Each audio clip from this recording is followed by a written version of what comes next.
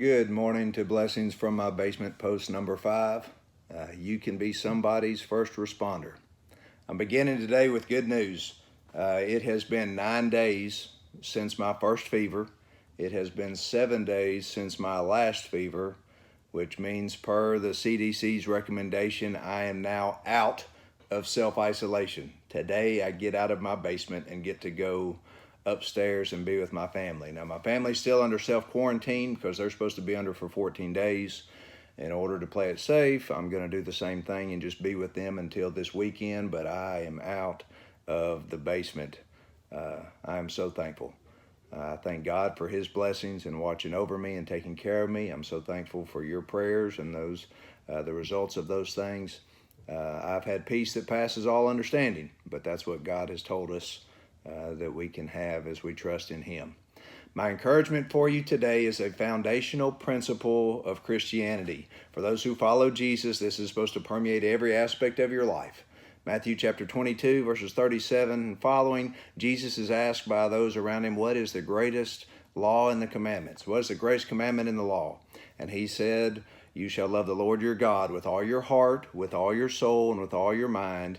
This is the great and foremost commandment, and the second is like it. You shall love your neighbor as yourself. Luke 6, verse 31 says, treat others the same way you would want them to treat you. It's the golden rule. Take care of other people the way that you would want them to take care of you. This is my illustration. I'm going to show you some pictures today. We'll see how it works. This is one of the darker days of my last 9 days. Is whenever Chandler Anderson and his great assistant Jeanette came over to my house. This was last Sunday. To see folks dressed up like this in order to come into your house is slightly unnerving. But they knew that I needed a test. They came over on Sunday afternoon, they dressed up, and they did this in order to take care of me. They were my first responders when it came to my health needs. Jeanette came back again on Wednesday when it saw the first test. Still hasn't come back. She came back on Wednesday and helped to give me the second test in order to get the positive result that I got on Thursday. They took care of me. And I started thinking about how could you be a first responder like they were? How can you be the first one to respond to somebody else's crisis with a heart and mindset of what would I want them to do for me? How can I help someone who is in need? There's some that are going to be sick.